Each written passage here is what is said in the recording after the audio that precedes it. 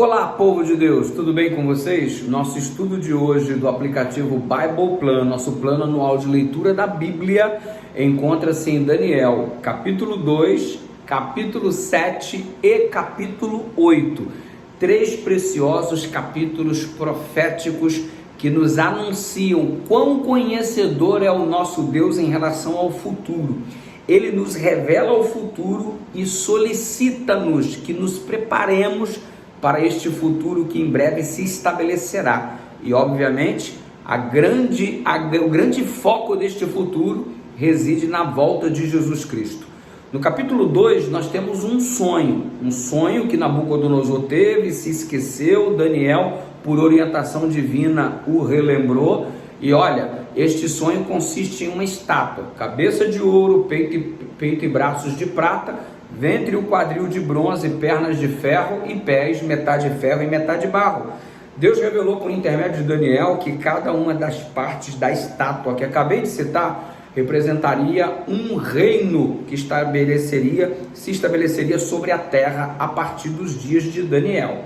Ou seja, a cabeça de ouro era a própria Babilônia do rei Nabucodonosor. Daniel chegou a citar no capítulo 2, tu, ó rei, tu és a cabeça de ouro, ou seja, a cabeça era símbolo da Babilônia, que foi estabelecido como um reino, como potência mundial, num período avassalador da história.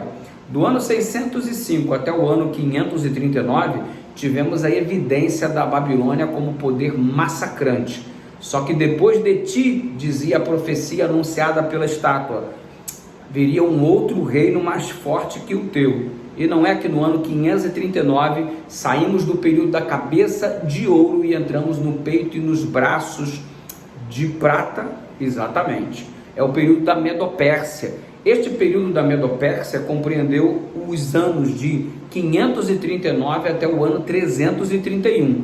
Na sequência, nós temos o quadril, o ventre e o quadril de bronze, símbolo da Grécia, de 331 a.C. até o ano 168 a.C. Aí entramos no período das pernas de ferros, que simbolizam nada mais nada menos que o Império Romano, que no ano 168 a.C., de um modo avassalador, tornou-se a grande potência mundial.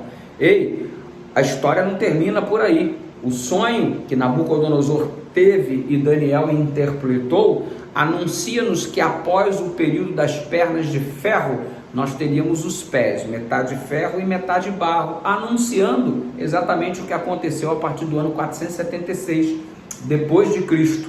Ou seja, o Império Romano se dividiu por conta de diversas tribos bárbaras e ocasionou o surgimento da Europa como nós temos hoje. Sabe o que isso significa? Que 605 anos antes de Cristo, Deus havia revelado o futuro geopolítico da humanidade. Não é bom colocar a nossa vida nas mãos de um Deus que sabe de todas as coisas, cujo controle da história está em suas mãos? Só falta Deus ter o controle da nossa vida, e isso eu entrego para Ele agora. E você?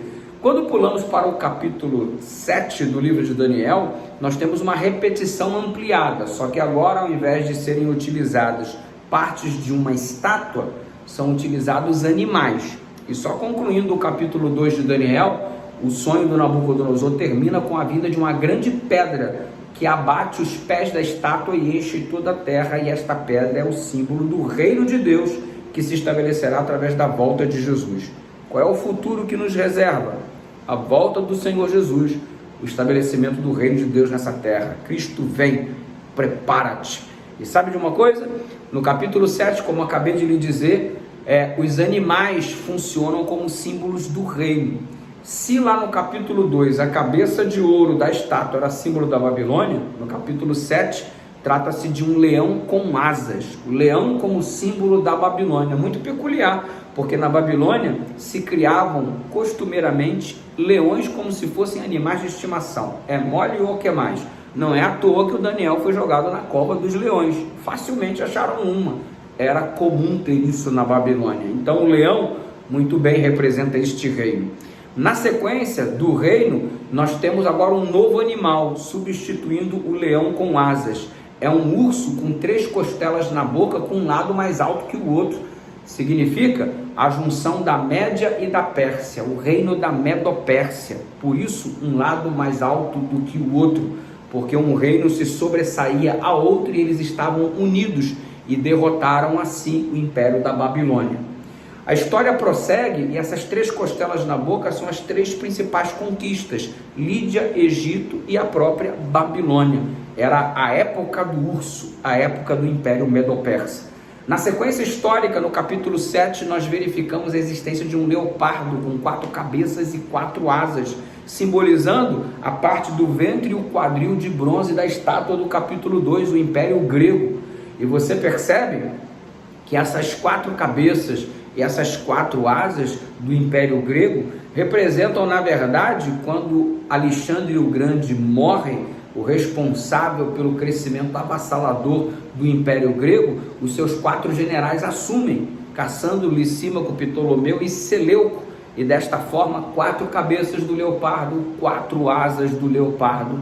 E aí, finalmente aparece no cenário do capítulo 7, um animal terrível e espantoso, representando o Império Romano, que é o período das pernas de ferro na visão do capítulo 2, mas no capítulo 7 é este animal terrível e espantoso, 10 cabeças, 10 chifres, e você percebe que Roma se dividiu, por isso lá na estátua no capítulo 2, os pés são metade ferro e metade barro, e aqui a divisão do Império Romano, neste animal terrível e espantoso, se dá não pelos dedos da estátua, 10 dedos, mas por 10 cabeças, 10 chifres, e aqui tem um detalhe a mais: 3 chifres são arrancados para surgir um chifre pequeno. Seria Roma passando do seu estágio pagão para o seu estágio papal, quando ela começa não só a ter o controle político, como também o controle religioso,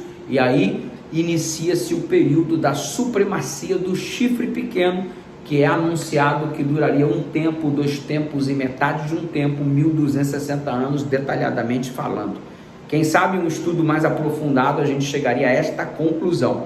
Mas seguindo em frente, nesse resumão do ano bíblico, chegamos ao capítulo 8, onde temos um carneiro com 2 chifres, símbolo da Medo-Pérsia, 2 chifres, tal qual o urso, com um lado mais alto que o outro, é o símbolo da Média e da Pérsia, e o bode, que vem com um grande chifre, que representa o próprio Alexandre o Grande, que de modo avassalador abateu o Império Persa e tornou-se a potência mundial. Percebeu?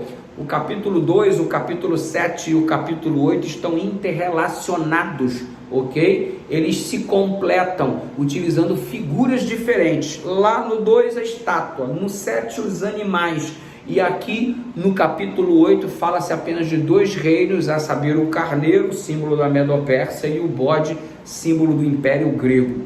E você percebe que 4 reinos surgem de 4 ventos diferentes, é colocado em evidência no capítulo 8, e de um deles, de um dos 4 ventos, de um dos polos, norte, sul, leste, oeste, surge um reino de onde vem a supremacia do chifre pequeno, citado anteriormente no capítulo 7 do livro de Daniel, através do animal terrível.